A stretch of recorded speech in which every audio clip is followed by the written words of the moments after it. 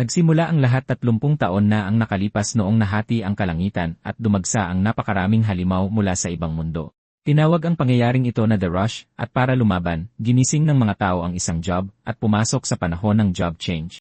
Nakatulong ang paggising na ito para tuluyang maitaboy ng mga tao ang mga halimaw, pero pagkatapos magtagumpay, isang panibagong problema ang lumitaw na nagpasimula sa panahon ng pag-uri-uri ng lipunan. Ang paghahating ito ay sa pagitan ng magic at physical jobs dahil ang mga magic user ang naging pinakamakapangyarihan sa sangkatauhan. Namuno sila gamit ang kamay na bakal habang ang lahat ng nasa physical class ay ibinaba sa katayuan bilang mga commoner. Mula noon, ang mga job na hindi makagamit ng mahika ay itinuring na parang basura at itinakwil. Gayunpaman, sa kabila ng lahat ng ito, isang bata ang naniniwala na balang araw, aangat din ang mga sword class at mangunguna. Ang batang iyon ay si Emery, isang dayo mula sa Earth na bigla na lang napunta sa kakatwang mundong ito. 3 taon na ang nakalipas, kinukop si Emery ng mga magulang na commoner, at kahit na mahirap lang sila, pinalaki nila siya ng may buong pagmamahal. Isang araw, habang naghahanda si Emery para sumali sa job change, binigyan siya ng kanyang mga magulang ng isang luma at kinalawang na espada. Humingi ng tawad ang tatay ni Emery dahil wala siyang maibigay na mas maganda dahil halos wala na silang makain sa sobrang hirap. Nangako silang magtatrabaho ng mas maigi para magkapera pambili ng magic gear at mapag-aral si Emery sa pinakamagandang eskwelahan.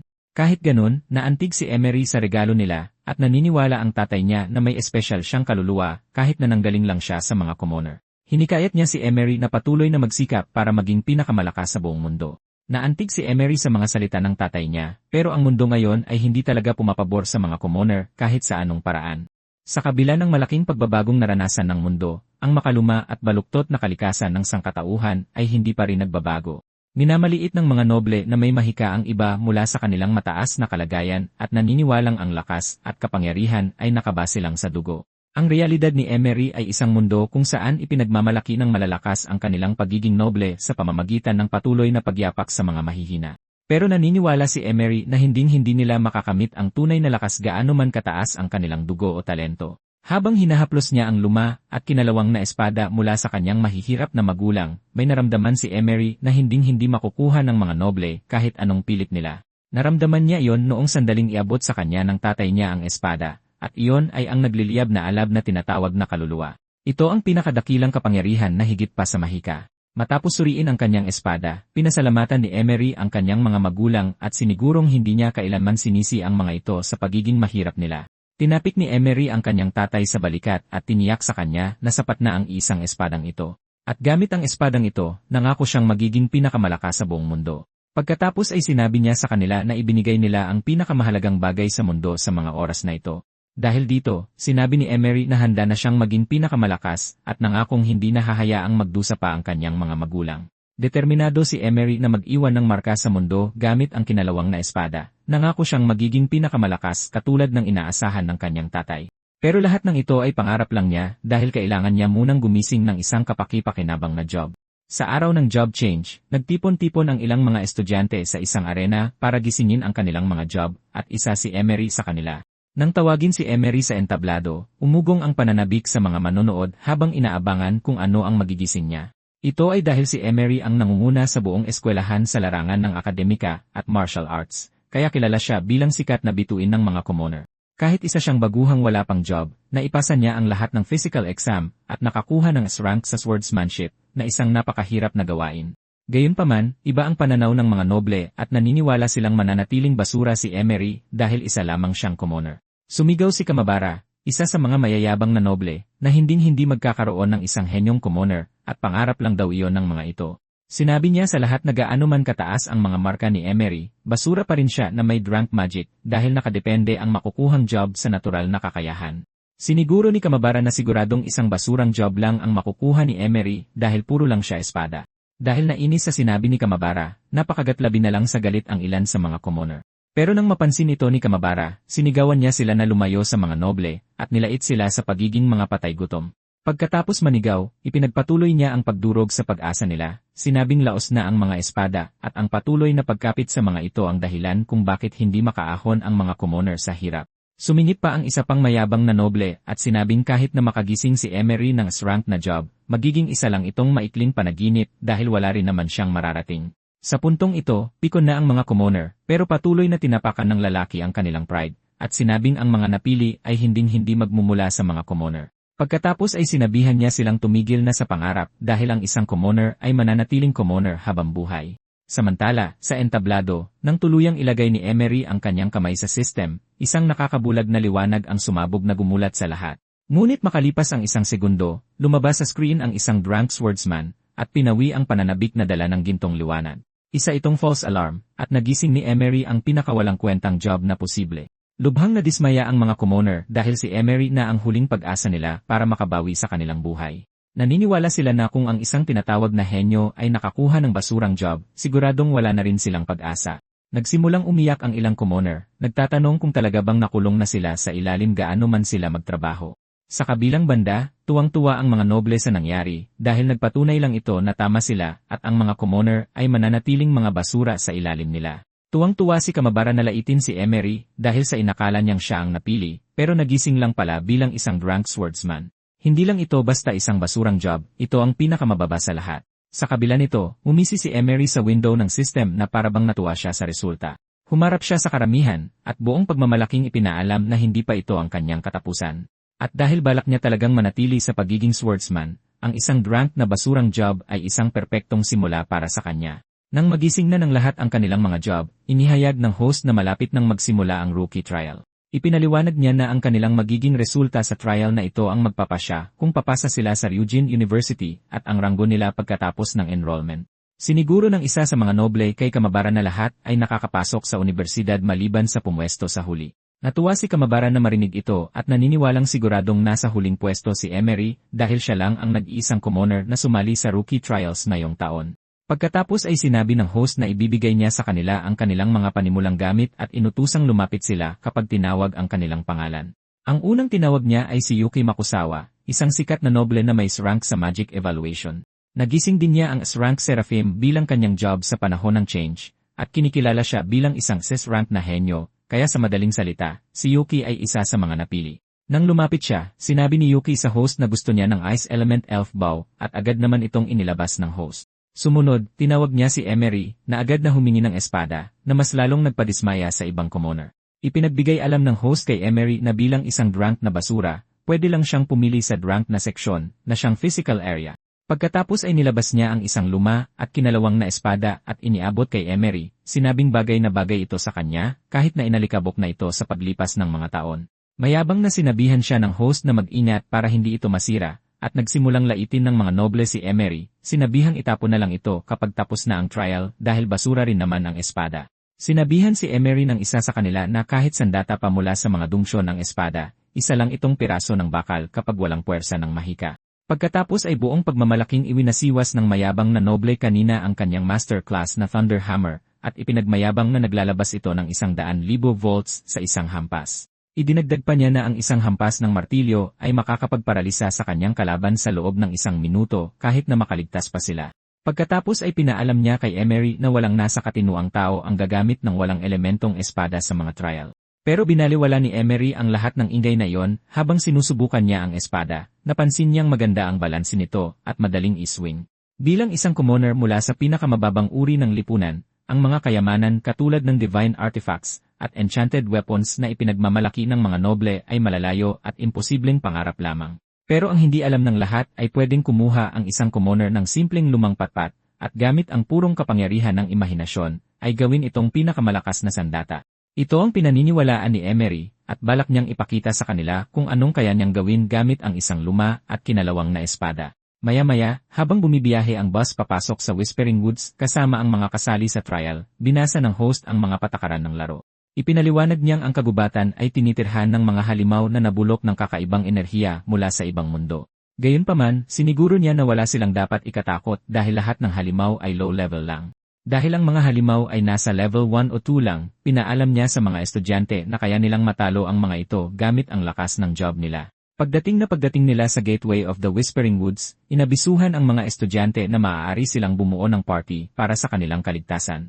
Para sa mga nagdesisyong bumuo ng party, ipinaliwanag ng host na lahat ng nakuhang puntos ay hahatiin depende sa kontribusyon, at ang huling ranggo ay ibabase sa puntos ng bawat isa sa dulo ng trial. Nang humakbang si Emery papasok ng gateway, nagsimulang laitin siya ng ilang noble sa pagtatangkang pumasok ng mag-isa para maiwasan ang kahihiyan. Binanggit ng ilan na dahil iyon sa walang magbabalak na bumuo ng party kasama niya dahil sa uri ng estado niya.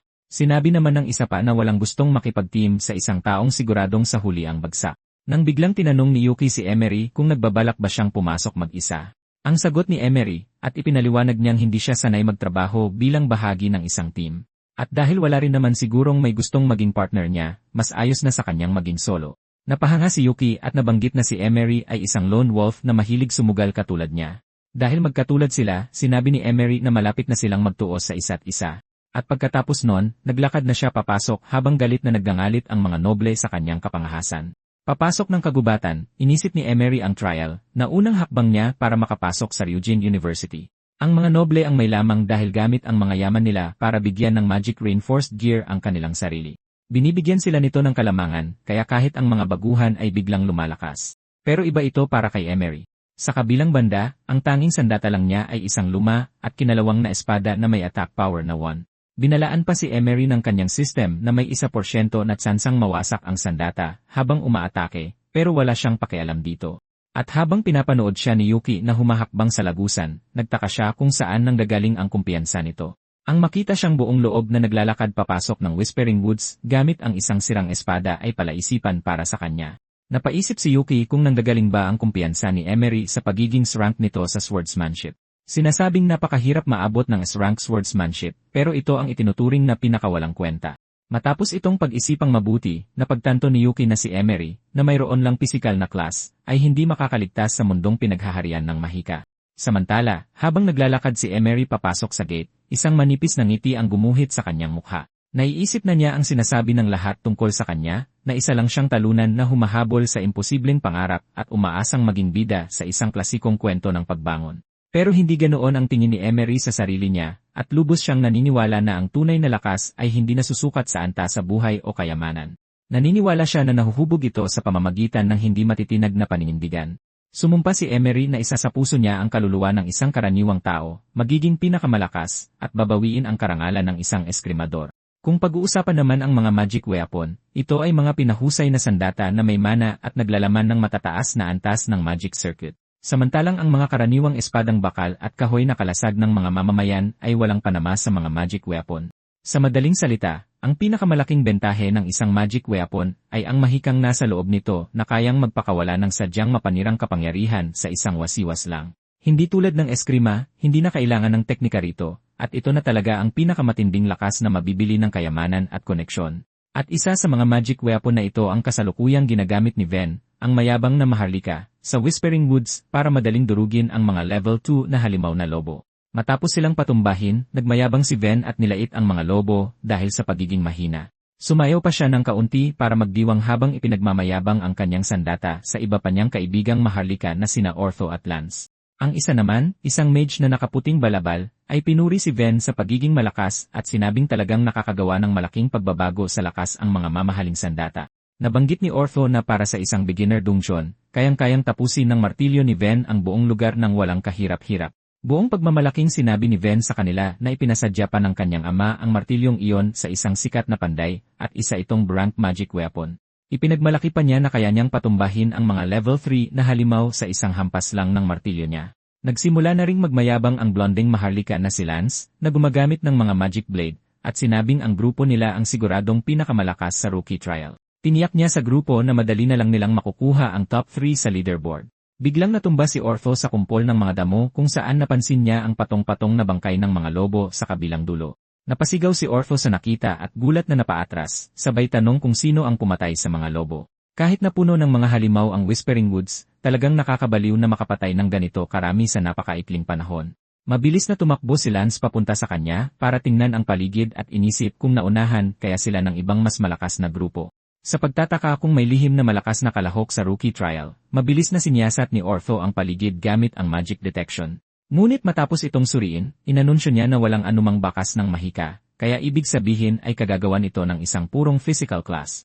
Gayunpaman, ayaw pa ring maniwala ni Ortho na ang isang may physical class ay makakaabot ng ganito kalalim sa loob ng gubat.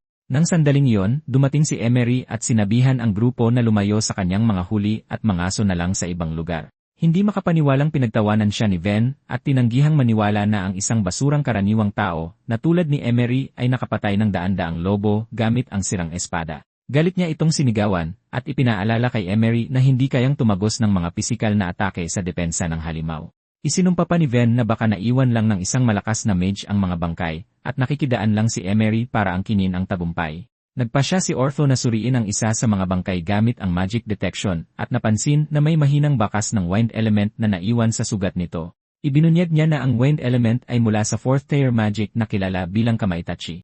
Humarap si Ortho kay Emery at tinanong siya kung nagpakawala ba siya ng Kamaitachi gamit ang sirang espadang iyon. Ngunit ipinaliwanag ni Emery na binilisan lang niya ang pagwasiwa sa espada para hatiin ang hangin at ang shockwave mula rito ang tumapos sa lahat. Pero ayaw maniwala ni Ven sa kahibangan ni Emery at galit na isinigaw na sinusubukan lang nitong insultuhin sila.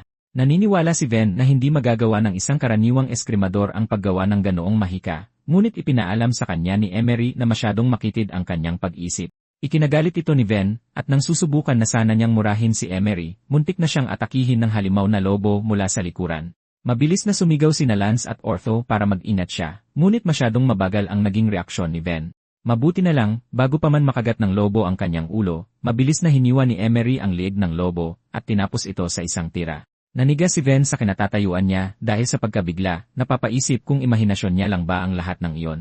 Sa tingin pa nga lang, parang hindi man lang winasiwas ni Emery ang kanyang espada, pero may isang espadang bigla na lang lumitaw at pumatay sa lobo. Matapos itong pag-isipan sandali, ayaw kilalanin ni Ven na kagagawan ito ni Emery. Sa halip, pinili niyang maniwala na baka kusang sumalpok ang halimaw ng diretsyo sa espada ni Emery. Ito ay dahil matapos ang The Rush, nagkaroon ng matinding resistensya sa pisikal na pinsala ang mga halimaw sa mundong ito. Dahil sa resistensyang ito, tuwing umaatake ang mga mahihinang close-range physical class, 0 ang pinsalang lumalabas sa system window. Ito ang naging pangunahing dahilan ng pagbagsak ng mga physical class, at tinawag na rin silang mga basura. Gayunpaman, iba si Emery sa mga ordinaryong physical class dahil ang kanyang talento ay sword synchro. Ang talentong ito ay para sa mga taong kaisa ng kanilang espada. Kaya naman, binabaliwala ng kanyang mga atake sa espada ang lahat ng resistensya at buffs, at nagdudulot ng totoong pinsala. Sa madaling salita, tuwing mag-aawake ng job ang isang tao, bibigyan sila ng isang talento, at ang napunta kay Emery ay isang passive talent na nagbabaliwala sa mga buff ng kalaban at nagbibigay ng pinsala na purong nakabase sa pisikal na batas. Kahit na makaharap pa ni Emery ang isang king class na halimaw na may napakatibay na depensa, kaya niya itong talunin basta't mayroon itong konsepto ng yi. Hindi nagtagal pagkatapos nyon, naghanda na sanang umalis si Emery, ngunit pinigilan siya ni Ven. Dahil inaangkin ni Emery na nakatalo siya ng daan-daang halimaw, inakusahan siya ni Ven na sinusolo nito ang lahat ng puntos na dapat sana ay sa kanila. Naguluhan si Emery kaya tinanong niya kung ano ang ibig sabihin ni Ven sa pagsusolo ng mga puntos. Ipinaliwanag ni Ven na limitado lang ang bilang ng mga low-level na halimaw, kaya habang dumarami ang nahuhuli ni Emery, mas kumakaunti ang makukuhang puntos ng iba. Dahil sigurado na namang nasa pinakahuling pwesto si Emery sa trial, sinabi ni Ven na hindi na niya kailangang mangolekta ng mga puntos. Tila ba, kahit gaano pa kataas ang kanyang puntos, ibibigay pa rin sa kanya ang huling pwesto dahil sa pagiging karaniwang tao. Itinuring lang ni Emery na walang kwentang satsat ang mga sinabi ni Ven at pinayuhan siya na tingnan ang leaderboard. Ngunit ayaw itong pansinin ni Ven at ipinaliwanag na lahat ng puntos ni Emery ay ituturing na pandaraya at ibabalik sa 0, makaligtas man siya hanggang sa katapusan ng trial. Mayabang niyang idineklara na ang pinakamahalagang panuntunan ay dapat malaman ng mga karaniwang tao ang kanilang lugar at magpatalo sa mga maharlika nang hindi lumalaban. Sa sumunod na saglit, mabilis na lumitaw si Lance sa likod ni Emery, may nakatutok na punyal sa lalamunan nito at sinabihang isuko ang lahat ng kanyang puntos at agad na umatras sa trial. Mula sa likuran nila, gumamit ng mahika si Ortho para igapos ang mga kamay ni Emery para hindi siya makakilos. Pilit na kumawala si Emery, ngunit ipinaalam sa kanya ni Lance na hindi kayang labanan ng purong katawan niya ang mahika. Ipinaliwanag niya na ang mga gapos ay gawa sa mana chain ni Ortho, kaya imposibleng makawala rito. Sinabi naman ni Emery na kung ibang tao lang ang naharap sa ganitong imposibleng sitwasyon, siguradong sumuko na sila. Nang marinig ito, natuwa si Ven dahil parang unti-unti nang natatanggap ni Emery ang kanyang kawawang sitwasyon. Ngunit pagkaraan ng ilang saglit, isang ngiti ang gumuhit sa mukha ni Emery at ipinaalam niya na hindi lang siya basta kung sino-sino. Nainis si Lance dahil iniinsulto sila ni Emery habang nagpasya naman si Ven na ipakita sa kanya ang lakas ng kanyang Thunder Hammer. Ipinagmayabang pa niya na ang pagbura kay Emery sa pagkakataong iyon ay ituturing lamang na isang aksidente. Habang naghahanda si Ven para umatake, kumislap ang mga kidlat sa paligid ng martilyo. Ngunit bago pa man siya makakilos, isang kakaibang ungol ang umalingaw-ngaw sa gubat at nagbigay ng takot sa kanya. Mabilis na inikot ni Ven ang paningin sa paligid, hinahanap kung saan nanggagaling ang tunog. Napansin din ni Lance na mas mabigat ang ungol kaysa sa mga ordinaryong halimaw na lobo, kaya ibig sabihin, kung ano man yon, paniguradong napakalakas nito. Biglang tumunog ang isang babala, ipinapaalam sa mga kalahok na may lumitaw na isang hindi kilalang elite monster sa pinakagitna ng Whispering Woods. Na-update rin ang mga patakaran ng trial, sinasabi sa kanila na kapag natalo nila ang elite monster, ay makakakuha sila ng 1-0,000 puntos at isang legendary item. Gayunpaman, ang sinumang mamatay habang nakikipaglaban ay agad na matatanggal. Hindi nagtagal pagkatapos nyon, naramdaman ni Emery na nahanap na sila ng elite monster, at bigla na lang itong tumalon sa tabi ni Ven. Ipinaalam ni Emery sa grupo na siguro'y ang pag-ingay nila ang nakapukaw sa atensyon ng halimaw papunta rito. Nang umungol ang malaking elite monster, lumabas na isa itong level 5 na Wolf Lord. Na-excite si Ven nang makita ito at pinaalam sa kanyang grupo na yayaman sila kapag natalo nila ang elite monster. Inutusan niya si Lance na unang umatak gamit ang Frost Dual Dagger niya para pabagalin ang halimaw habang sila ni Ortho ang tatapos dito. Tiwalang sumugod si Lance dala ang kanyang Frost Blade at inisip na madali lang ito, pero walang kahirap-hirap siyang naitulak palayo ng halimaw na hindi man lang gumagalaw. Sobrang laking gulat ni Ven nang tumalsik sa malayo si Lance na parang isang laruang lumilipad. Nagulat din si Ortho na ginawa iyon ng halimaw sa isang atake lang, kaya nakumbinsi siyang sobrang hirap nito para sa isang normal na trial at baka may mamamatay na talaga rito. Tinawag ni Emery si Ortho at sinabihang bilisang tanggalin ang mana chain, pero pinigilan siya ni Ven. Sinabihan si Ortho na kailangan nilang tumakbo at gamitin si Emery bilang pain para makatakas. Sumang-ayon si Ortho, at sinabi ni Ven na kailangan nilang tumakbo sa bilang ng 3. Pero pagkaraan ng ilang saglit, mag-isang kumaripas ng takbo si Ven at inabandona ang grupo. Binalak na talaga niyang tumakas nang wala sila dahil kapag mas maraming pain, mas malaki ang tsansa niyang makaligtas. Habang tumatakas si Ven, naglaho ang mana chain ni Ortho nang tulungan niyang tumayo si Lance. Habang nagmamadaling tumakas sina Ortho at Lance, naghanda naman si Emery na kalabanin ang halimaw.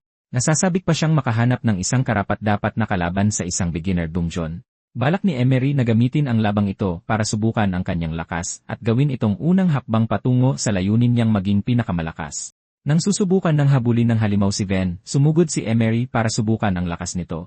Tinaga niya ang halimaw gamit ang espada, ngunit hinarang ng halimaw ang atake gamit ang mga paa nito bago itinulak paatras si Emery. Dahil dito, napansin ni Emery na hindi nagdulot ng anumang pinsala ang kanyang atake, kaya nasabi niyang napakatibay ng halimaw. Samantala, nagalit ang halimaw sa atake ni Emery at agad siyang ginantihan ng atake. Habang nakadamba ito para kalmutin siya, napansin ni Emery na mabilis na tumaas ang bilis ng halimaw. Nagawa niyang harangin ang atake gamit ang kanyang kinakalawang at lumang espada, pero muntik na siyang madurog ng napakalakas na kapangyarihan ng halimaw. Habang nahihirapan si Emery sa ilalim ng kanyang espada, naitanong niya kung ganito ba talaga kalakas ang mga level 5 na halimaw. Hindi nagtagal, nag-alala na siya nang magsimulang magkapitak ang kanyang espada dahil sa matinding presyon. Kasabay nito, huminto sa pagtakbo si Ven. At paglingon niya para silipin ang iba, natulala siyang makitang nakikipagbakbakan si Emery sa tinatawag nilang elite monster. Hindi makapaniwala si Ven na sinusubukang sanggain ni Emery ang atake ng Wolf Lord, na siguradong ikamamatay ng iba. Dumating sa puntong nanghina na si Emery sa ilalim ng puwersa ng Wolf Lord, pero tumanggi siyang umatras. Mabilis na gumana ang combat instinct ni Emery habang naghahanda ang halimaw na tapusin siya. Ang combat instinct na ito ay isang estadong naabot niya sa kanyang rank swordsmanship evaluation. Mukhang nagising ang instinct na ito nang umabot sa sukdulan ang takot niya. Bago pa siya madurog ng Wolf Lord, pumasok si Omori sa estadong iyon, kaya nagkaroon siya ng lakas na kumawala sa hawak ng halimaw. Pagkatapos, nagsimula siyang umusal ng sword chant, kaya namuo ang fighting spirit niya. Dahil dito, napagana ni Emory ang kanyang talent na sword synchro, at mula sa system window, makikitang nakamit ni Emory at ng kanyang espada ang resonance, kaya nakakuha siya ng 100 times boost. Pagkatalab ng buff, walang kahirap-hirap na naputol ni Emory ang isa sa mga braso ng Wolf Lord. Nagulat si Emory sa karagdagang lakas mula sa sword synchro, at napagtanto niyang mas malakas ito kaysa sa inaakala niya. Dahil natuwa siya sa epekto nito, napagpasyahan niyang ibigay na ang lahat dahil para sa kanya, hindi kailanman naging opsyon ang pagkatalo. Gayunpaman, bago pa makagalaw si Emory, nag-rage mode ang halimaw at nagwala habang sumusugod, desididong pugutan si Emory. Naiwasan ni Emory ang atake, pero walang tigil siyang hinabol ng halimaw, handang umatak ulit. Matapos makaiwas ng ilang sandali, nagpakawala si Emory ng isang malakas na suntok sa panga ng halimaw. Nang mapagtantong lumakas din ang suntok niya dahil sa sword synchro, muling sumuntok si Emery at ibinalibag ang Wolf Lord sa lupa lagpas pa kay Ven. Sa sobrang gulat ni Ven, tila naipako ang kanyang mga binti nang subukan niyang tumakbo. At nang lumapit si Emery sa kanya, nahiya si Ven na nakita siya ng isang commoner sa ganitong kaawa-awang kalagayan. Nang tuluyang lumapit at tinitigan siya ng masama ni Emery, biglang natahimik si Ven, takot na takot sa lalaking minamaliit niya lang kanina. Tila basurang nakatingin kay Ven, seryosong sinabi ni Emery na tumabi siya. Takot na takot si Ven sa ekspresyon ni Emery, at hindi siya makapaniwalang ito rin ang lalaki kanina. Bukod pa rito, ibang-iba na ang aura niya sa natatandaan ni Ven, kaya nasabi niyang parang ibang tao na si Emery. Mabilis na tumabi si Ven, at nang lampasan siya ni Emery na may madilim na ekspresyon, naisip ni Ven na isa siyang demonyo. Samantala, dumiretso si Emory sa halimaw at tumalon sa ere bago itarak ang kanyang kalawanging espada sa Wolf Lord. Pagkatapos niyang paslangin ang halimaw, bigla siyang nakaramdam ng matinding pagod matapos mawala ang buff mula kanina. Dahil gumamit siya ng labis na puwersa, naniga sa pwesto si Omori at nahilo. Hindi niya namalayang lumagpas na siya sa limitasyon ng kanyang katawan dahil sa walang katapusang pagdagsa ng fighting spirit mula sa epekto ng Sword Synchro. Ngayong umabot na sa limitasyon ang katawan niya at nawala na ang Sword Synchro, pagod na pagod si Emory hanggang sa punto na hindi na siya makagalaw. Makalipas ang ilang sandali, patagong lumapit si Ven sa likuran niya, at kahit hindi makagalaw si Emory, naramdaman niya na ang ahas bago pa man ito magsalita. Itinaas ni Ven ang kanyang Thunder Hammer sa ibabaw ng ulo ni Emory habang inaamin na isa talaga siyang henyo. Dahil ayaw niyang makawala sa hirap ang isang hamak na commoner, naghanda si Ven na tapusin siya. Pero bigla siyang tumigil nang magtanong si Emery kung hindi ba siya natatakot na gumanti ito. Nasindak si Ven nang marinig ito, pero nang umubo ng dugo si Emery, mabilis na bumalik ang tiwala niya sa sarili. Inamin niya ring takot siyang mamatay, pero masyado kasing nag-focus si Emery sa pagiging bida kaya nakabukas ang depensa niya. Inasar ni Ven si Emory dahil hindi na ito makagalaw, at sinabing kukunin na niya ang pagkakataong ito para tapusin siya at palabasing ang Elite Monster ang may gawa nito. Bilang nag-iisang saksi sa maingat na planong ito, idineklara ni Ven na siya ang magiging walang dudang number 1 sa rookie trial. Kasabay nito, itinaas niya ang kanyang Thunder Hammer, at nang maghanda siyang umatake, muling nagising ang kagustuhan ni Omori na mabuhay. Ayaw niyang mamatay sa patagong atake ng isang duwag, kaya nasangga ni Omori ang atake ni Ven gamit ang kanyang espada. Habang nahihirapan sa bigat ng Thunder Hammer, nangako si Omori na poprotektahan niya ang dangal niya bilang isang swordsman. Kasabay nito, determinadong durugin ni Ven ang dangal na yon habang sumisigaw, sinasabing wala nang kwentang lumaban pa kay Emory. Dinagdagan pa niya ang puwersa habang sinasabi kay Emory na tanggapin na lang ang kamatayan gaya ng isang basurang commoner. Gayunpaman, habang nanghihina si Emory sa bigat ng martilyo, isang himala ang nangyari, at biglang naputol ang ulo ni Ven mula sa kanyang katawan. Lumabas na biglang nagkamalay ang Wolf Lord na dapat sanay patay na, at ang kawawang si Ven lang ang una niyang nakita. Samantala, hindi pa man nakikita ni Emery ang halimaw sa likod niya, ay nakaramdam na siya ng nakapangingilabot na presensya nang bumalot ang nakakatakot na katahimikan sa gubat. Mula sa kanyang likuran, nararamdaman niya ang presensya ng isang tunay na maningila na naghihintay para tapusin siya. Hindi nagtagal ay napagtanto ni Emory na ang nakapangingilabot na aura na nagmumula sa halimaw ay Blood Rage. Tungkol sa Blood Rage, isa itong estado kung saan nilalampasan ng isang mamamatay na Elite Monster ang limitasyon nito, at naglalabas ng atake na higit pa sa normal. Napagtanto ni Emery na nagpapanggap lang na patay ang halimaw para maghintay ng tamang pagkakataon at linlangin siyang ibaba ang kanyang depensa. Sa kasamaang palad, bago pa ito makagalaw, sinubukan ni Ven na nakawin ang biktima nito, kaya siya ang kinalawang inabot ng malas. Sa kabutihang palad, naging pabor din ito kay Emery dahil nawala na ang pamamanhid at pagod sa kanyang katawan, kaya nakatayo siyang muli laban sa Wolf Lord. Naghanda si Emery na bumawi ng atake, at napansin niyang bumaba ng husto ang depensa ng halimaw dahil sa Blood Rage. Kaya mas madali siyang makakahanap ng kahinaan nito kapag umatake ang halimaw. Para sa iba, isa itong matinding krisis, pero nakita ito ni Emory bilang pinakamalaking pagkakataon niya. Humarap si Emory sa halimaw, at habang ibinabaon niya ang kanyang espada sa lupa, nagsimula siyang umusal ng panibagong tiyan para magbigay ng willpower sa kanyang espada. Sumugod ng direkta sa kanya ang halimaw, pero mabilis na tumakbo si Emory sa kanan habang nakabaon pa rin ang espada sa lupa. Nang subukan siyang atakihin sa ikalawang pagkakataon, pinagana ni Emory ang Sword Synchro, at gamit ang Earth Drawing Slash, hinugot niya ang espada mula sa lupa, at mabilis na hiniwa sa dalawa ang Wolf Lord. Matapos talunin ang Wolf Lord, agad na nadagdagan si Emory ng ipinangakong 1-0-0-0 puntos. Hindi nagtagal pagkatapos nyon, nagmamadaling pumunta sa lugar si Yuki, habang humihingi ng backup sa mga rank o mas mataas na job holder squads. Ipinagbigay alam niya sa radyo na may nangyaring monster outbreak, at kumpirmadong patay na ang isang noble na estudyante. Sa kabilang banda, malapit nang mawalan ng malay si Emory, pero nakahinga siya nang maluwag nang makita si Yuki. At pagkarating ni Yuki sa eksena, tuluyan na siyang bumagsak. Makalipas ang ilang sandali, natapos ang trial, at ipinakita ang resulta sa isang malaking screen para makita ng lahat. Nakakuha si Emory ng kabuang 1-0, 300 puntos, na nakasiguro sa first place, habang pumangalawa naman si Yuki sa kanyang 419 puntos. Nabigla ang mga tao habang nagtataka kung sino si Emory, at hindi naglaon, may nakapansin na siya ang commoner na may drunk swordsman job. Ipinunto ng isang lalaki na ang nanalo sa first place sa rookie trial noong nakaraang taon ay nakakuha lang ng 300 puntos. Lalo pa silang nagulat nang makakuha siya ng mas mataas na marka kaysa kay Yuki na isang rank. Samantala, galit na iginiit ni Kamabara na paniguradong may bug ang sistema at pinayuhan ang mga opisyal na suriin ito ng maayos. Ipinunto niyang hindi pwedeng maging first place ang isang commoner dahil sinisira nito ang dangal ng mga nobleng tulad niya. Hindi nagtagal, nagsimulang magprotesta ang mga noble, at nagreklamo na sigurado silang nandaya si Emory. Habang ipinagpipilitan ng mga tao na kanselahin ang marka ni Emory, kinausap ng host ang isang tao mula sa communication orb, at pagkatapos ay inanunsyo niyang may isang hindi inaasahang aksidenteng nangyari sa rookie trial. Ibinunyag niyang may mga nagwalang halimaw sa core area ng Whispering Woods at nakapatay ng 2 noble, habang ang isa sa kanila ay nagtamo ng maliliit na sugat.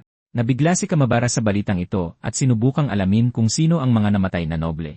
Pero binaliwala ng host ang mga tanong habang patuloy niyang inuulat ang nangyari. Ayon sa ulat, tinalo ng nakaligtas na si Emery ang level 5 elite monster na naging sanhi ng insidente kaya nakakuha siya ng napakalaking puntos. Nagulat ang lahat ng marinig ito at hindi sila makapaniwala na tinalo ng isang basurang drunk ang isang elite monster. Iminungkahi pa ng isa sa kanila na malamang ninakaw lang ni Emery ang puntos habang mamamatay na ang halimaw. Kinuwestiyon ng isa pang noble kung balido pa ba ang mga puntos kung nakuha ito kapalit ng buhay ng mga noble. Habang nangyayari ang kaguluhang ito, nakaupo lang si Emory sa ilalim ng puno, hindi kalayuan sa mga tao, at hindi pinapansin ang ingay. Sakto naman, lumapit si Yuki at tinanong kung tinalo ba talaga niya ang level 5 Elite Wolf Lord. Iginiit niyang malaman ang detalye, pero sinabi lang ni Emory na sinuwerte lang siya. Ipinaliwanag niyang iwinawasiwas lang niya ang kanyang espada, at nagkataong bumagsak ang Wolf Lord dito. Gayunpaman, pambihira pa rin ito para kay Yuki dahil nang suriin niya ang lugar, napansin niyang walang magic reaction mula sa mga naiwang marka ng espada. Pagkatapos ng kanyang obserbasyon, naghinuha siyang ang mga sugat ng halimaw ay gawa ng purong pisikal na atake. Duda niyang tinalo ni Emery ang Wolf Lord ng mag-isa at nagsimulang suriin ng mabuti kung paano ito nangyari. Ipinunto ni Yuki na malamang sinubukan ni Ven at ng tropa niya na nakawin ang huling tira o may masamang balak sila kay Emery. Sa kasamaang palad, sila ang unang naging puntirya ng nagwalang Wolf Lord. Nang matapos niya ang pagsusuri sa insidente, mabilis itong pinabulaanan ni Omori, at sinabing purong haka-haka lang niya ang lahat. Tinanong ni Yuki kung bakit hindi niya ipinagtatanggol ang sarili niya sa harap ng lahat, pero pinarating ni Omori na wala itong saysay dahil napagdesisyonan na nilang gawin siyang scapegoat.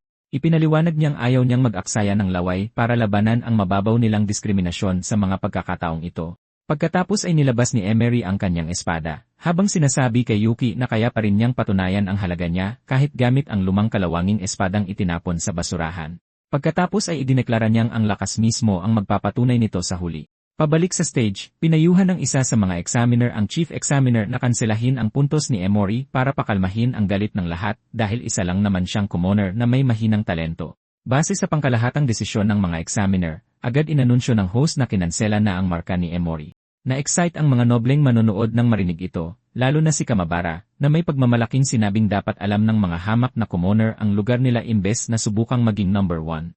Nang makansela ang marka ni Emory, nagbago ang scoreboard, at naging number 1 si Yuki. Nang aanunsyuhin na sana ng host kung sino ang mga pumasa at makakapasok sa Ryujin University, nagloko ang sistema, at nakapasa pa rin si Emery. Talagang ikinabigla ng lahat ang kakatuwang pangyayaring ito. Hindi nila maintindihan kung paano pa rin siya nakapasa kahit 0 ang puntos niya.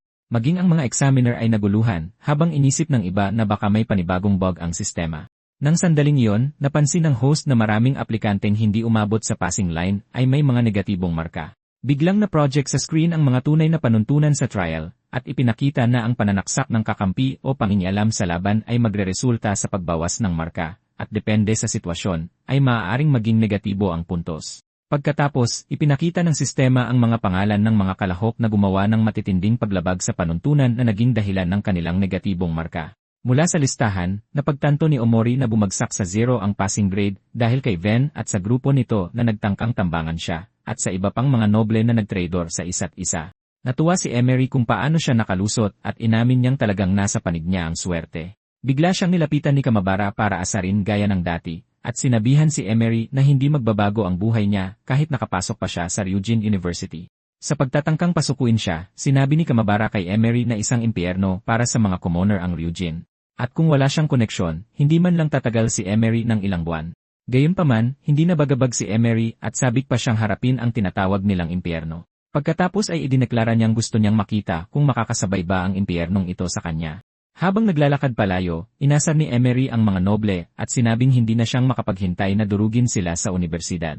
Makalipas ang ilang araw, dumating si Omori sa Schoolgate Plaza ng Ryujin University at napagtanto niyang may dalawang magkaibang class badge ang paaralan upang paghiwalayin ang mga commoner at mga noble. Ang mga commoner ay nakasuot ng bilog na silver badge, habang ang mga mayayabang na noble ay may suot na eleganteng gintong hugis kalasad.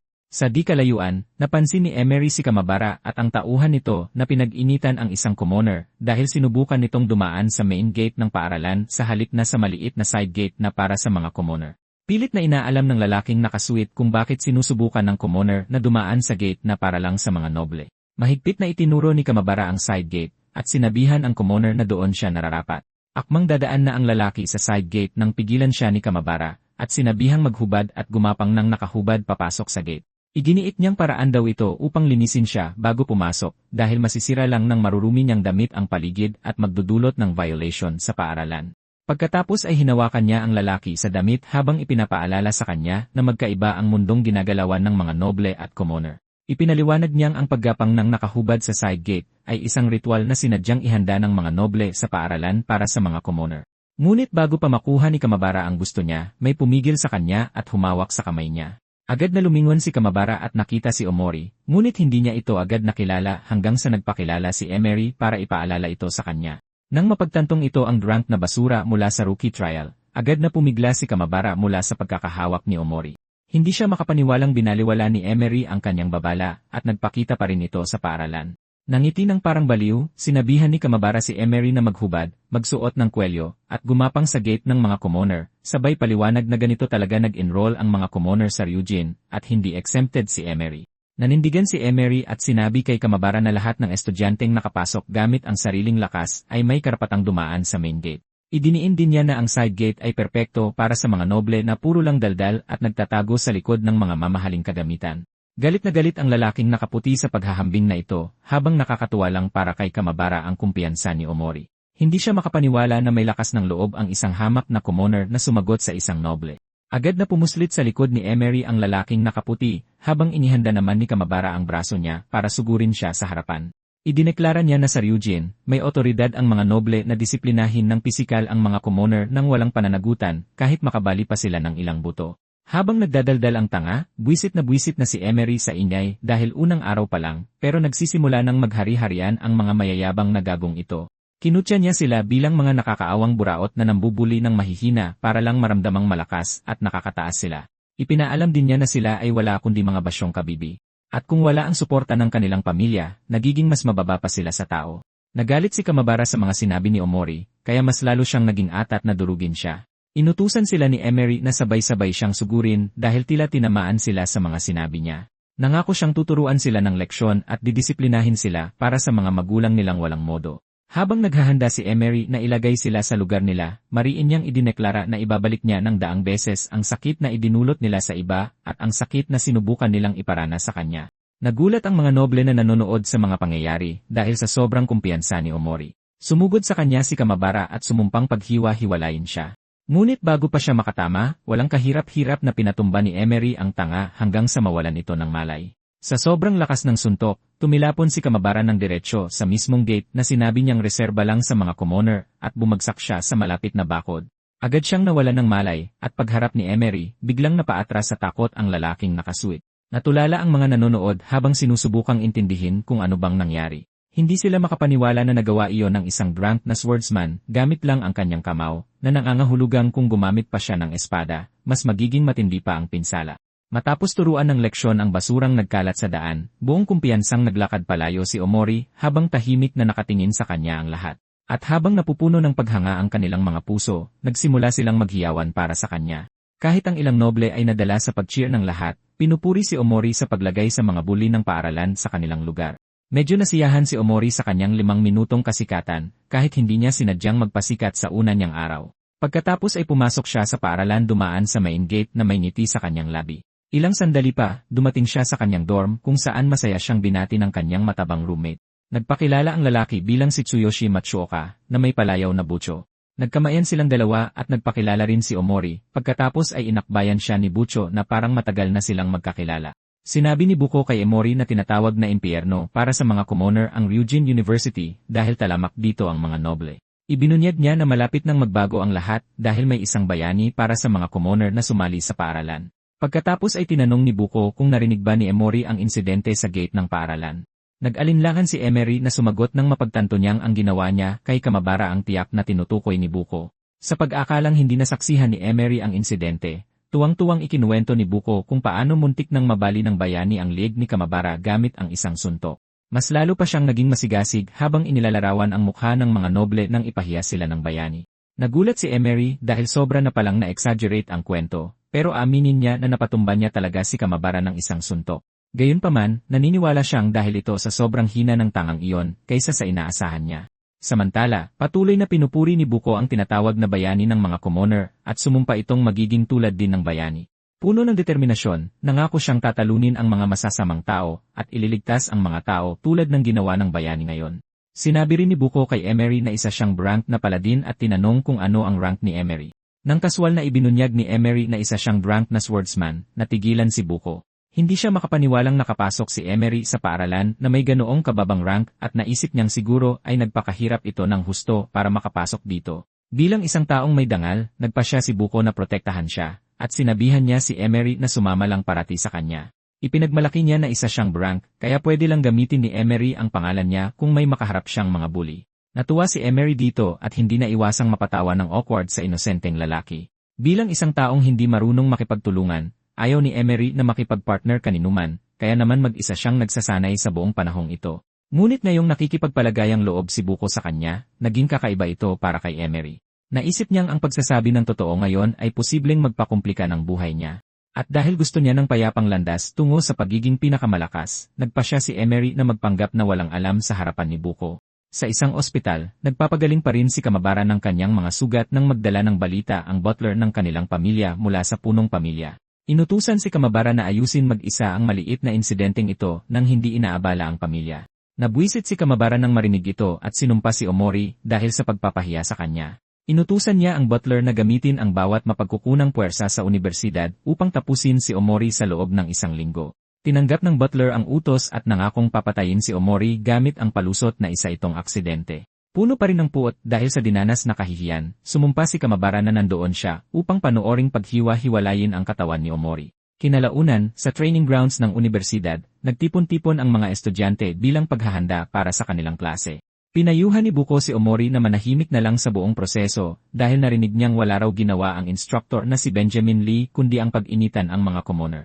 Ilang sandali pa, umakyat si Benjamin sa entablado upang magpakilala at ipaalam sa mga estudyante na siya ang mamamahala sa klase. Sinabi niya sa kanila na ang klase niya ay batay sa abilidad, kaya wala siyang ibang pagpipilian kundi tanggalin ang mga mahihina. Habang nagsasalita sa mga estudyante, namataan niya si Emery sa gitna ng maraming tao, at naalala niya ang utos sa kanya na siguraduhing mapapatalsik si Emery sa paaralan. Naisip din ni Benjamin na masyadong magaan ang pagpapatalsik. Kaya nangako siyang sisiguraduhin niyang mas mahihirapan si Emery kumpara sa dinanas ni Kamabara. Sa katunayan, plano niyang patayin si Emery dahil hindi nito alam ang lugar niya bilang isang commoner. Walang pag-aatubiling binanggit niya na may isang insekto sa kanila na hindi alam kung saan lulugar, habang idinadagdag na ang insektong ito ay isang drunk na swordsman. Alam na ng buong klase kung sino ang tinutukoy niya, ngunit nagdududa pa rin si Bucho kung siya nga ba ito. Pagkatapos, kinumpirma ito ni Benjamin sa pamamagitan ng pagturo kay Emery, at sinabihan siyang maghanda sa pagpapatalsik dahil nairita siya sa presensya pa lang nito. Nakipagtalo si Emery sa propesor, at sinabing maaaring isa siyang commoner, pero totoo pa rin na nakapasok siya sa unibersidad dahil sa sarili niyang lakas. Idinagdag din ni Emery na interesado talaga siya sa sistema ng abilidad ni Benjamin. May alam si Emery, at iyon ay ang katotohanan na sa mundong ito, nahahati ang lakas sa dalawang kategorya, at ang una ay ang lakas na nakukuha sa pag-level up. Sa madaling salita, tumataas ang stats ng isang tao kasabay ng level nila, at lahat ay may pantay na pagkakataong lumakas anuman ang katayuan sa buhay. Ang ikalawa ay ang stat correction, na nakabatay sa rank ng trabaho. Ang mga matataas na rank ng trabaho ay nagsisimula sa mas mataas na stats kumpara sa mabababang rank. Kaya naman, ang isang level 1 na high-rank job ay may mas mataas na stats kaysa sa isang level 2 na low-rank job. At para mas lumala pa, mas lumalawak ang agwat na ito habang nagle-level up. At dahil dito, mas maraming resources ang ibinibigay sa mga high-rank job. Ito ay isang sitwasyon kung saan lalong lumalakas ang mga malalakas habang ang mga mahihina ay nananatiling mahina magpakailanman, kaya wala talagang pagkakataon para sa isang commoner na umangat sa itaas. Gayunpaman, alam ni Emery na hindi lang level at rank ng trabaho ang sukatan ng lakas, dahil may ikatlong indicator, at iyon ay ang teknike o diskarte. Ito ang natatanging bentahe na natitira para sa mga commoner. Walang prenong sinabihan ni Benjamin si Emery na kailangan niyang gawin lahat ng iniutos niya sa klase kundi manganib siyang mamatay. Sa halip na magpakita ng takot, sinabi ni Emery sa propesor na lalo lang itong nagiging kawili-wili para sa kanya, at gusto niyang patunayan ni Benjamin ang ibig niyang sabihin. Sinabi ni Emery na nais niyang malaman kung ano ba talaga ang itsura ng isang praktikal na klase sa tinatawag niyang meritokrasya. Nanggigil si Benjamin sa katapangan ni Emery, at sinigawan niya ito, tinatanong kung saan siya kumukuha ng lakas ng loob para bastusin ang nakatataas sa kanya. Nagdesisyon si Benjamin na turuan ng leksyon si Emery, kaya sinabi niyang siya muna ang magiging punching bag ng klase ngayong araw dahil sira ang mga training dummy. Sabik na ang mga maharlika sa isiping makakabugbog sila ng isang hamak na commoner sa unang araw pa lang nila. Sinasabi nilang matagal na nilang kinamumuhian si Emery, kaya ito na ang pagkakataon para maturuan siya ng matinding leksyon. Natatakot si Bucho para sa kaligtasan ni Emery, at hinikayat niya itong humingi ng tawad sa halip na magpadala sa patibong ni Benjamin. Pinilit siya ni Bucho na magkunwaring may sakit para makapagpahinga muna siya ng ilang araw. Sinabi ni Emery sa kanyang kaibigan na hindi niya gusto ang instruktor, kaya nga sang-ayon talaga siya sa ideyang ito ng meritokrasya. Sinabihan ni Emery si Bucho na kung gusto ng mga commoner na ituring silang pantay, kailangan nilang ipaglaban ang kanilang mga karapatan gamit ang sariling lakas. Pinaliwanag ni Emery kay Bucho na baka masama ang maging kalabasan nito, pero mas mabuti na ito kaysa hindi sumubok man lang. Walang pag-aatubiling naglakad si Emery papunta sa unahan, habang palihim namang nagdarasal si Benjamin na sana mamatay na lang siya roon para matapos na ang lahat. Para lalong pahirapan si Emery, inutusan siya ni Benjamin na umaktong parang totoong dummy, kaya bawal siyang gumamit ng armas. Plano ni Benjamin na gawing impyerno ang buhay niya dahil ang isang swordsman na walang espada ay walang kwenta. Matapang na ibinaon ni Emery ang kanyang espada sa lupa, at sinabi kay Benjamin na una pa lang ay hindi na niya balak gamitin yon. Tuwang-tuwa ang mga maharlika sa pagkakataong mabugbog si Emery, at nagsimula na silang magboluntaryo. Walang inaksayang oras si Benjamin at mabilis na pumili ng 3 lalaking bubugbog kay Emery. Nagulat si Bucho na inuutusan ni Benjamin si Emery na labanan ang 3 tao nang walang anumang armas pananggalang. Iginiit ni Benjamin na hindi niya kailanman sinabing magiging patas ang laban mula sa simula. Sabi ni Benjamin, gusto lang daw niyang ituro kay Emery na dapat alamin ng isang commoner ang kanyang lugar. Sa kabilang banda, hindi man lang nag-aalala si Emery dahil alam niyang kaya niyang tapusin ang 3 nang walang kahirap-hirap. Biglang humakbang paabante si Bucho at sinabi kay Benjamin na magboboluntaryo siya. Tinanong siya ni Benjamin kung gusto ba niyang sumali sa pagsasanay para makiisa sa pagbugbog kay Emery, pero sinabi ni Bucho na gusto niyang maging kakampi ni Emery. Laking tuwa ni Benjamin sa narinig dahil balak niyang gamitin ito para lalong ipakita ang kanyang kapangyarihan. Si Emery naman ay hindi nagustuhan ang biglaang pagbabago sa plano. Sinabi ni Bucho kay Emery na ang plano ay tumagal lang ng 1 minuto bago sila sumuko. Sabi ni Bucho, sa ganitong paraan ay maisasalba nila ang kanilang dangal at mananatili rin sila sa paaralan. Sinabi ni Bucho kay Emery na ang pinakamabuti niyang magagawa ay salagin ang kanilang mga atake, at nagpasalamat naman si Emery sa kanyang tulong.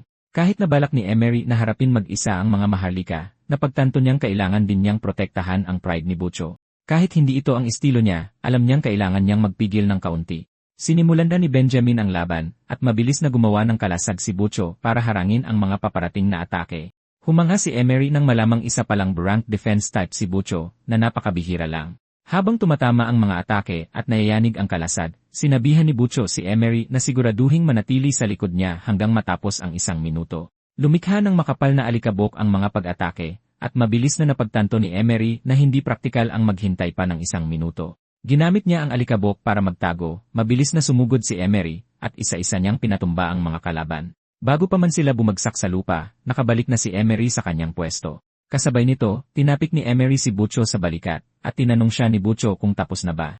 Ang sagot ni Emery, kaya lumingon si Bucho at nakita niyang nakahandusay sa sahig ang lahat. Gulat na gulat si Bucho, ngunit mukhang nakita ni Benjamin ang buong pangyayari. Kinasusuklaman ni Benjamin na nakakahanga pala talaga ang kakayahan ni Emery sa labanan, patunay na sanay na siya sa pakikipagbugbugan.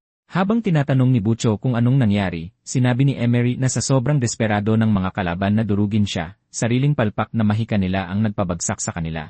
Tinanggap lang ito ni Butcho nang hindi nagtatanong, at idinagdag pang siguro nga bumalik sa kanila ang sarili nilang mana. Inutos ni Benjamin na ilabas ng klase ang tatlo at ginamit ang sitwasyon bilang isang halimbawa. Sumakay na lang siya sa kasinungalingan ni Emery at sinabi sa mga estudyante na sa isang tunay na laban, kailangan nilang mapanatiling matatag ang kanilang mahika. Nakahinga ng maluwag ang mga maharlikang estudyante pagkarinig nito dahil ayaw nilang tanggapin ang mapait na katotohanan na baka natalo ni Emery ang kanilang mga kasamahan. Hinarap ni Benjamin si Emery, tinatanong kung sapat na ba ang pagtalo sa tatlong baguhan para patunayang nabibilang siya sa unibersidad, ngunit nanatiling tahimik si Emery. Pagkatapos ay sinabihan siya ni Benjamin na kinabukasan na ang praktikal na pagsusulit sa dungsyon, pero ipinaalam na rin niyang walang maharlika ang makikipagpares sa kanya. Tiniyak niya kay Emery na masisipa ito palabas ng hindi niya namamalayan, at siniguro naman ni Emery na sabik na siyang mangyari iyon. Sagad sa buto ang inis niya kay Emery nang tanungin siya nito kung naabot na ba nito ang pamantayan niya sa meritokrasya, at sa galit ng loko ay sinabihan niya itong paghandaan ng mabuti ang araw ng pagsubok sa dungsyon. Kinabukasan, nagtipon-tipon ang mga estudyante sa lugar ng dungsyon trial, at sinabihan sila ni Benjamin na kailangan nilang tapusin ang isang dungsyon na may normal o mas mataas na hirap para pumasa. Sinabi niya na sinumang bumagsak dito ay mapapatalsik, ngunit ipinaalam niya na may bagong patakaran na ginawa para maiwasan ang mga nakakamatay na aksidente, katulad ng nangyari noong entrance exam. Binanggit niya na kailangan nilang bumuo ng partido na may 3 o higit pang miyembro at kailangang may kasama silang maharlika. Sinuportahan ito ng isa pang instruktor nang sabihin niyang ang mga commoner na hindi gusto ng mga maharlika ay tiyak na walang pag-asang makakuha ng pagsusulit. Sinasabi nila na ang patakaran ay para pigilan ang mga commoner na magpabuhat na lang habang may pagsusulit. Agad na inalok ni Butcho si Emery ng pagkakataong sumali sa kanyang grupo dahil nakahanap siya ng 2 maharlika na gustong pumartido sa kanya. Nagmamadaling lumapit si Butcho sa mga maharlika para ipakilala ang kanyang roommate, sinasabing ito ang bahala sa malapitang laban na kakailanganin nila. Gayunpaman, iginiit ng mga maharlika na isa raw team killer si Emery, kaya hinding-hindi sila makikipagkampihan sa kanya. Nagulat si Butcho nang marinig ito, at agad na napagtanto ni Emery na may nagpapakalat ng chismis tungkol sa kanya, at malamang na si Benjamin yon. Alam ni Emery na plano siyang ipatumba ni Benjamin nang hindi nito dinudumihan ang kanyang mga kamay sa pamamagitan ng bagong panuntunan.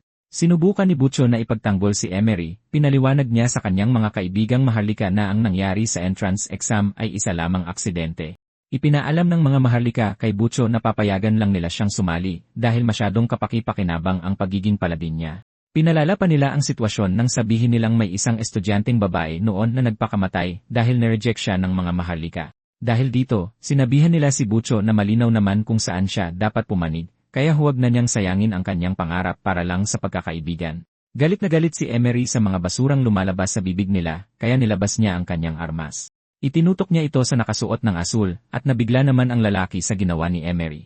Pinaalalahanan niya itong bawal makipag-away sa loob ng campus, pero tinakot sila ni Emery nang tanungin kung sa tingin ba nila ay matatakot pa sa isang walang kwentang parusa ang isang team killer na gaya niya. Ipinaalam sa kanila ni Emery na sila dapat ang nag-aalala na baka itapon nila ang kanilang mga buhay.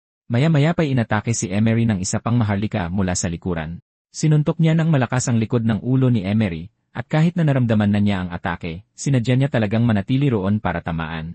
Kahit ang umatake ay nagulat na hindi man lang umiwas si Emery, habang labis namang natatakot si Butcho para sa kaligtasan ng kanyang kaibigan. Gayunpaman, nakuha na ni Emery ang gusto niya, at binasa niya ang panuntunan ng eskwelahan na nagbabawal sa paggamit ng mahikang pang-atake, sabay dagdag na pinatunayan lamang ito ng pag-atake ng lalaki. Paliwanag ni Emery, ibig sabihin lang daw nito ay walang problema sa pisikal na atake na walang halong mahika. At nang makita ang kakaibang ngiti sa mukha ni Emery, nanginig sa takot ang lalaki at tinanong kung anong balak nito.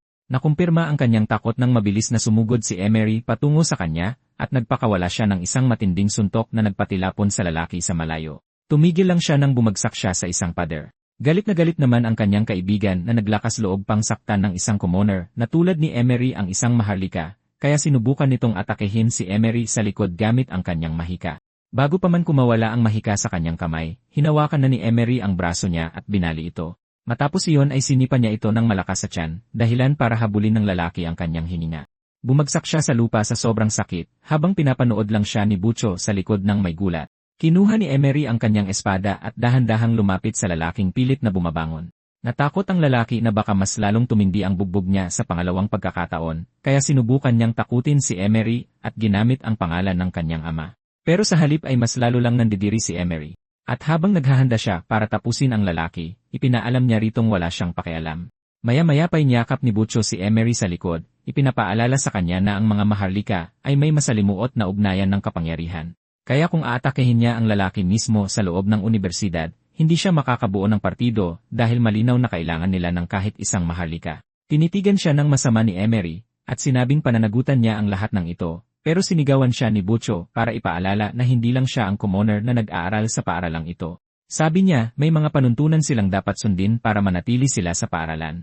Ipinaalam ni Butcho sa kanya na pahihirapan lang ng kanyang mga kilos ang buhay ng mga kapwa nila commoner. Pagkarinig nito ay kumalma rin si Emery, at napasabunot na lang si Butcho sa sarili dahil sa inis, at sinabing wala na sigurong maharlikang gugustuhin sumali sa kanila pagkatapos nito. Pinayuhan naman ni Emery si Butcho na siya ang iniiwasan ng mga maharlika, kaya dapat lang siyang lumayo sa kanya kapag nasa publiko, lalo pat para sa kanyang ikabubuti ito. Naglakad palayo si Emery habang inisip niya ang buong sitwasyon. Naniniwala siyang mas mabuti pang manatiling mag-isa dahil hindi na niya kailangang saktan pa ang mga malalapit sa kanya kung lahat na lang ng nakapaligid sa kanya ay kanyang kaaway. Sinigawan naman siya ni Butcho mula sa likod, inaamin na malakas na siya dahil nagawa nito ang isang bagay na hindi man lang niya magawa. Gayunpaman, sinabi niya kay Emery na hindi niya gustong magdusa ito dahil doon, habang ipinapaalalang nangako siya na poprotektahan niya ito. Ipinaalala ni Butcho sa kanya na kung mapapatalsik siya ay wala na siyang pagkakataong ayusin ang problema mula mismo sa pinag-ugatan nito. Natamaan ng husto si Emery sa mga salita ni Butcho at inamin niyang tama siya, pero hindi siya makapaniwalang si Butcho pa ang magpapatauhan sa kanya. Tuwang-tuwa namang hinawakan ni Butcho ang kaibigan at sinabing may pag-asa pa silang maghanap ng makakasama nila sa pasukan ng Dungsion dahil sa huli, may isang taong tiyak na sasama sa kanila. Naisip ni Emery na kailangan niya lang sirain ang mga panuntunang nagbabantay sa lipunan, ngunit sa ngayon, kailangan niya lang tiisin ang kahit anong ibato nila sa kanya. Dahil dito, napagpasyahan ni Emery na bubuo na lang siya ng partido para maklear ang Dungsion at makuha ang gusto niya. Ilang saglit pa, nagtungo na sila sa pasukan ng Dungsion, at humanga si Emery sa ganda ng buong paligid nito. Maya-maya pa'y napatingin ang mga maharlika kina Emery at Butcho dahil narinig nila kung paano binugbog ni Emery ang ilan sa kanila. Galit na galit ang mga maharlika dahil nagagawa pa ring maglakad-lakad nina Emery at Butcho ng malaya, nagawa lang din naman ng panuntunan ng eskwelahan, dahil tiyak na nailagay na nila sa lugar ang dalawa kung wala ang mga iyon. Kahit ang mga pangkaraniwang tao ay tinalikuran na sila dahil ayaw nilang madamay sa dalawa. Nagulat si Buko nang makita na maging ang mga pangkaraniwang tao ay iniiwasan na sila ngayon. Hindi na gaanong nagulat si Emery dahil alam niyang laging kinamumuhian ng tupa ang lobo, pero kung mananatiling tupa ang isa, sa huli ay kakainin din siya ng lobo. Nasa kalagitnaan sila ng pag-uusap nang lapitan sila ng isang redhead noble class assassin na si Shin Kusashi. Nagulat si Butcho na lumapit sa kanila ang lalaking iyon, at bumulong siya kay Emory na may tunay na lakas si Shin at kasama rin sa top 50 ng entrance exam. Gayunpaman, walang kapopopularidad si Shin. Tinapik ni Shin sa balikat si Buko, at sinabing sumali sa kanyang party, dahil kailangan nila ng tangke, at isa namang paladin si Buko. Nagulat si Buko nang marinig ito, at maging ang ibang nakatayo sa paligid ay hindi makapaniwalang may lakas ng loob si Shin na imbitahan ang kaibigan ni Emory sa kanyang party.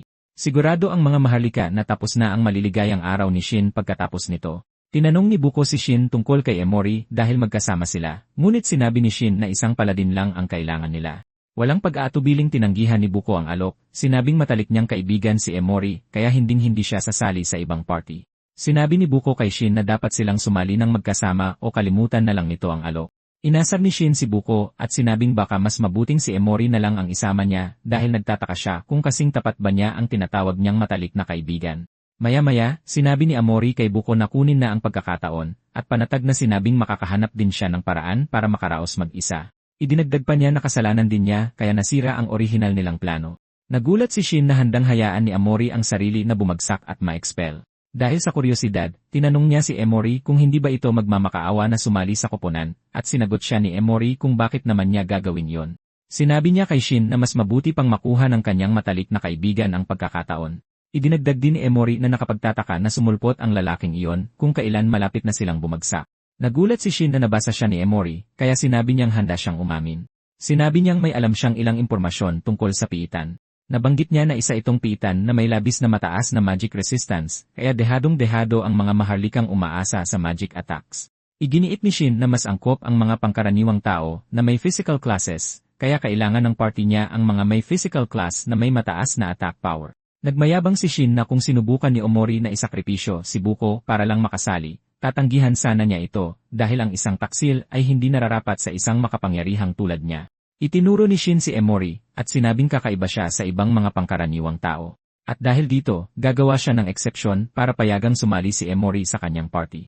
Sinabi niya kay Emery na dapat itong magpasalamat sa pagkakataon, ngunit ipinaalala ni Emery na ang pagpili sa kanya ay nangangahulugang tatalikuran nito ang mga maharlika sa paaralan dahil sa kanyang reputasyon. Sinabi ni Emery na sigurado siyang alam na ito ni Shin dahil isa siyang mapanuring tao. Tinitigan ni Emory si Shin sa mata at iginiit na bigyan siya nito ng isang tunay at magandang rason. Napaatras sa takot si Shin at sinabi kay Emory na binibigyan lang naman niya ito ng pagkakataon kaya wala siyang nakikitang problema rito. Ninisya ni Emory ang lalaki at sinabing malinaw niyang naintindihan na hindi handang makipaggrupo ang ibang maharlika kay Shin dahil nakasaad sa patakaran na dapat makipaggrupo ang mga pangkaraniwang tao sa mga maharlika para pumasa. Gayunpaman, may nakatagong kahulugan sa likod nito, at ito ay ang katotohanang hindi papasa ang mga maharlikang dalubhasa sa mahika nang hindi nakikipaggrupo sa mga pangkaraniwang tao na gumagamit ng mga pisikal na pag-atake. Sa madaling salita, ginawa ang panuntunan para protektahan ang mga maharlika sa pamamagitan ng pagpilit sa mga pangkaraniwang taong may physical class na sumali sa kanilang mga party. Sa kasalukuyang sitwasyon, walang kapopularidad si Shin sa mga maharlika, kaya malinaw na walang may gustong makipaggrupo sa kanya. Dahil mga basura lang ang ibang pangkaraniwang tao, wala na talagang ibang pagpipilian si Shin. Prangkang sinabi ni Emory kay Shin na malinaw niyang alam na hindi siya ang nangangailangang bumuo ng party, kundi si Shin. Napagtanto ni Shin na bistado na ang plano niya, at pinakiusapan niya si Emory na hinaan ang kanyang boses dahil sobrang nakakahiya para sa isang maharlika ang tanggihan ng mga pangkaraniwang tao. Tiniyak ni Shin kay Emory na tatanawin niyang malaking utang na loob ito, kaya pagtakpan na lang nito ang kanyang kahihiyan. At saka, wala na rin namang ibang pagpipilian si Omori tulad niya. Napagtanto ni Omori na tama si Shin, kaya kinamayan niya ito para pagtibayin ang usapan. Dahil dito, nagsama-sama silang tatlo at agad na bumuo ng isang party. Nagmayabang si Shin na siya ang leader, kaya dapat nilang sundin ang mga utos niya sa loob ng piitan. Sumang-ayon dito si Buko, ngunit sinabi ni Omori sa kanya na hindi siya nangangakong makikinig. Sa likuran, halos mabaliw si Benjamin dahil hindi niya inaasahang susulpot na lang bigla si Shin para sirain ang kanyang magandang plano. Gayunpaman, hindi pa handang sumuko si Benjamin dahil plano niyang siguraduhin na mamatay si Omori sa piitan kasama ang mga walang silbi niyang kamiyembro. Habang naghahanda sila para sa piitan, nagpakita si Benjamin upang batiin si Omori na sinasabing napakaswerte nito na may isang maharlikang handang maging kapareha niya. Humarap si Emery at tinanong si Benjamin kung ano naman ang palusot nito ngayon dahil sigurado siyang susubukan na naman nitong humarang sa daan niya. Sinabi ni Benjamin na wala siyang balak na isabotahe siya at sinabing naroon lang siya para batiin siya. Sinabi ni Benjamin kay Emery na sa ilalim ng mga patakaran ng paaralan, nakuha na niya ang karapatang makapasok sa piitan. At bilang isang guro, wala siyang anumang dahilan para pigilan ito. Gayunpaman, pinayuhan niya si Emory na mag-ingat sa loob ng piitan dahil kapag may nakasalubong siyang hindi inaasahan, walang sinumang magliligtas sa kanya. Narinig ito ni Bucho at tinangkang sumigaw para umapela, pero pinigilan siya ni Emory. Matapang na sinabi ni Emory kay Benjamin na mas nag-aalala pa nga siya na baka masyadong madali at nakakabagot ang piitan, na lalong nagpapangitngit sa galit ni Benjamin. Bakas ang galit sa kanyang mukha nang iabot niya kay Shin ang susi sa tarangkahan ng piitan dahil ito ang leader ng koponan. Nagulat si Shin na isang obsidian key ang ibinigay sa kanila gayong mithril key ang ibinibigay sa lahat. Sinabi ni Benjamin na biglang pinalitan ng obsidian case ang lahat ng susi para sa partikular na pagsusulit na ito at inasar niya si Shin na baka natatakot itong gamitin ang susing ibinigay sa kanya. Tiniyak naman ni Shin kay Benjamin na handa siya sa hamon, ngunit sa loob-loob ni Benjamin ay alam niyang tapos na ang maliligayang araw nila dahil ang susing ibinigay niya ay ginagamit para makapasok sa isang sumpeng piitan, na may napakataas na hirap na hindi kayang lampasan ng kahit sinong freshman. Kumpiyansa siyang dito na mamamatay si Emery at ang mga kasamahan nito. Nang walang pag-aaksaya ng oras, nagtuloy-tuloy si Emory at ang mga miyembro ng kanyang koponan sa loob ng piitan, na bumukas gamit ang isang matingkad na kulay ubeng lagusan. Pagkapasok nila sa mabatong piitan, mabilis na lumapit si Shin at sinabi sa dalawa na dahil siya ang leader, siya ang magpapasya ng kanilang pormasyon. Sinabi ni Shin kay Bucho na ito ang tangke, at nasa kalagitnaan siya ng pagtatalaga ng mga tungkulin nang basta na lang umalis si Omori. Sinigawan siya ni Shin na huwag magpagalagala dahil sa labis na panganib ng mga piitan. Mabilis na inilabas ni Bucho ang kanyang kalasad, at tumakbo papunta kay Omori na may daladalang pamilyar na pangakong poprotektahan niya ito. Sumigaw si Shin mula sa likuran, sinasabing makinig sila sa kanya, ngunit bigla na lang nakatapak si Bocho sa isang patibong. Bigla na lang naglabasan ang sandamakmak na gagamba mula sa paligid nila, at ang malaking lalaking si Buko ay bumagsak sa lupa at napaatras sa matinding takot dahil hindi niya matiis ang mga insekto. Napagtanto ni Shin na oras na para magpasikat, at inaktiba niya ang kanyang mahika ng apoy. Sumugod siya sa mga gagamba, pinupuksa ang mga ito gamit ang apoy habang ginagamit ang pagkakataong ito para ipagmayabang sa kanyang mga kamiyembro na magiging napakadali lang nito. Hindi nagtagal ay lumingon siya para tingnan kung ano ang ginagawa ni Emery, at labis siyang nagulat nang makita itong sinisipa ang mga insekto na parang mga bolang pinaglalaruan. Hindi makapaniwala si Shin sa nakikita niya dahil alam niyang tinutugis ng mga grave spider ang kanilang biktima gamit ang magic detection. Ang ibig sabihin nito, uunahin nilang atakehin kung sino ang may pinakamalakas na mana. At dahil hindi pa gumagamit ng anumang mahika si Omori, dapat ay punong-puno pa ang kanyang mana. Gayunpaman, sa halip na atakehin siya, naglalakad-lakad lang ang mga gagamba na parang nalilito. At dito na naisip ni Shin ang posibilidad na baka wala man lang ni katiting na mana si Omori. Dati nang nabanggit ni Emori na isinakripisyo na niya ang lahat ng kanyang talento sa mahika, kaya hindi na siya asa pa sa mahika o sa anumang iba pang kapangyarihan. Handa siyang maging isang dalisay na physical class gamit lamang ang espada. Dahil dito, nagising niya ang isang natatagong talento, ang pagiging magicless. Dahilan ito para permanenteng maging zero ang kanyang mana, at makokonsumo rin ng kanyang mga kasanayan sa espada ang kanyang sa halip na ini. Naniniwala si Emori na sa tuluyang pagtalikod sa ibang landas, maaari siyang lumakas sa bawat aspeto sa pamamagitan lamang ng pagsasanay sa kanyang katawan. Kasabay nito, nagtataka si Shin kung paano nakapagpalit ng class si Omori gayong wala naman siyang mana. Ngunit habang mas iniisip niya ito, mas lalo siyang nalilito. Maya-maya, sinigawan ni Emori si Boko at pinagsabihan itong umayos, at mabilis namang bumangon si Boko para igiit muli ang kanyang pangakong protektahan si Emori. Ngunit nang makatayo siya, napagtanto niyang naglaho na ang mga gagamba, at ipinaalam sa kanya ni Emori na sa totoo lang ay ayaw naman talaga silang atakehin ng mga gagamba. Naiwang naguguluhan si Boko rito dahil ang mga ito sana ang mga kalabang halimaw na atake sa kanila. Saka sinabi sa kanila ni Emery na ang patibong ay pampagana lamang para sa ibang bagay. Sa di kalayuan ay nakatayo ang isang kulungan na sinelyuhan ng mga kadena, at bigla na lang itong nasira. Bumagsak ang kulungan sa lupa at bumukas ito, na nagbigay daan upang makalabas ang boss ng lugar na iyon. Ang boss na ito ay walang iba kundi si Kalos, ang Death Denier, na isang level 5 na halimaw na may pangit at bungo na ulo. Halos himatayin si Shin sa takot nang makita ito, dahil dapat ay isa itong natatagong boss na nagpapakita lamang sa pamamagitan ng tsamba. Agad niyang napagtanto na nandito sila sa gulong ito, dahil sa susing ibinigay sa kanila ni Benjamin, na nangangahulugang ipinain sila nito. Matagal nang iniisip ni Shin na isa lamang tiwaling guro si Benjamin, ngunit hindi niya inasahang isasakripisyo nito ang isang maharlika makamit lang ang kanyang layunin. Walang kaalam-alam si Botchow sa nangyayari, at tinanong niya sila kung malakas ba ang halimaw. Ipinagbigay alam nila rito na nasa ibang level ang halimaw kumpara sa isang normal na level 5 dahil isa itong isinumpang elite. Sinabi ni Shin na kahit ang isang handang-handang 5-man party ng mga level 7 ay mahihirapang pabagsakin si Kalos. Nabanggit ni Shin na ang makasalubong nila ang ganitong halimaw habang sila ay mga level 3 pa lamang ay nagpapakita kung gaano sila kamalas. Sa katunayan, naniniwala siyang nakuha na nila ang kanilang one-way ticket papuntang impyerno. Nagsalita si Kalos, at umalinggaw ang kanyang boses sa buong silid nang ideklara niyang dapat mamatay ang lahat ng nanghimasok. Binalot ng takot si Shin at lumingon siya para tumakbo. Ngunit habang tumataka siya, gulat na gulat siyang makita si Emery na tumatakbo palapit sa mismong panganib. May ngiti sa kanyang labi, mabilis na sumugod si Emery patungo sa halimaw dahil itinuturing niya itong perpektong kalaban upang tulungan siyang mas maging malakas. Habang naghahanda si Emori na harapin si Kalos, isang pulang apoy ang sumambulat mula sa kanyang katawan nang muling pag-alabin ang kanyang diwa sa pakikipaglaban. Kasabay nito, tinawag ni Shin si Emery para tanungin kung nagpaplano ba siyang mamatay at nilinaw na ayaw niyang madamay sa imposibleng gulong ito. Samantala, ang palaging walang kamalay-malay na si Butcho ay mas walang alam ngayon kaysa noong dumating sila. Habang pinagmamasdan niya ang mga nangyayari sa kanyang harapan, inisip niya kung guni-guni lang ba niya o kung talagang nag-aapoy sa pula ang katawan ni Emery.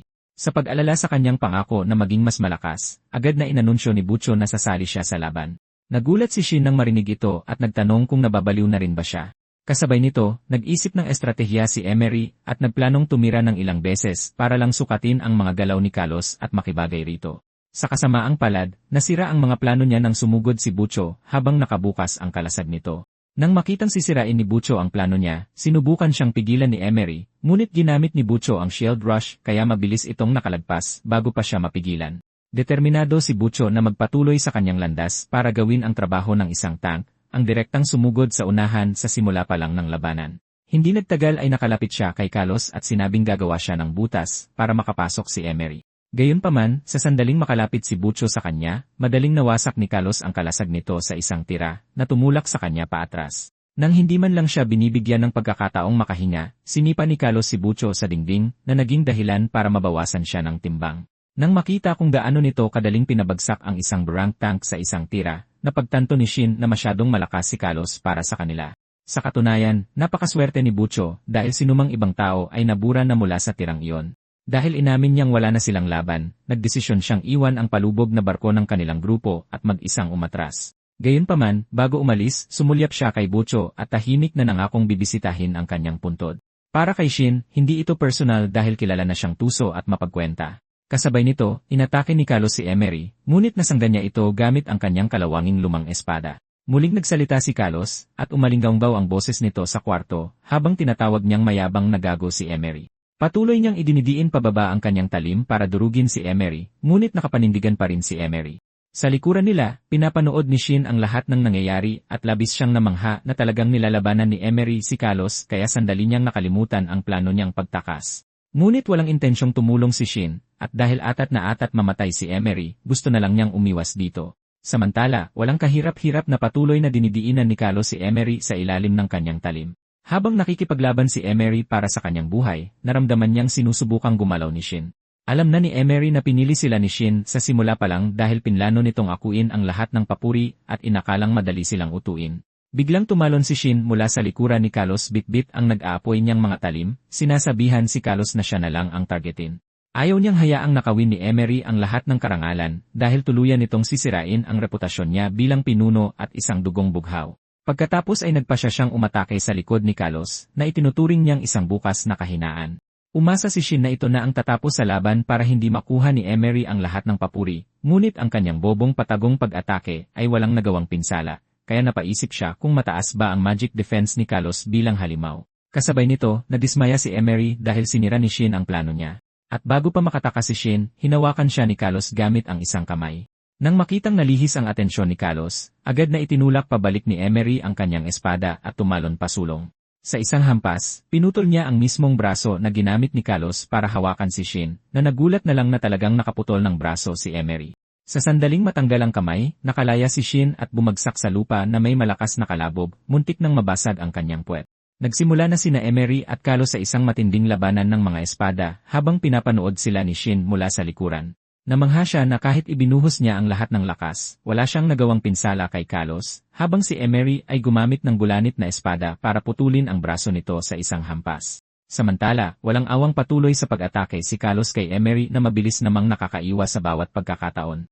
Nang susubukan na namang tumira ng malakas ni Carlos, mabilis na umiwas si Emery patungo sa gilid at muntik ng tamaan si Shin ng atake, ngunit nakaiwas siya sa tamang oras. Takot na takot si Shin habang iniisip kung bakit siya nadadamay sa labanan ng dalawang halimaw. Sinabihan siya ni Emery na tumabi kung ayaw niyang maging pabigat. Ikinagalit ito ni Shin habang mabilis na sinusubukang bawiin ang kanyang dangal, sinasabing nadulas lang siya. Ulanin na sana niya ng pang-insulto si Emery, ngunit sumuko siya sa kalagitnaan dahil wala na siyang lakas ng loob na tawaging basura si Emery ngayon. Sa wakas ay inamin na ni Shin sa sarili niya na talagang malakas si Emery, at isa itong hindi maitatangging katotohanan.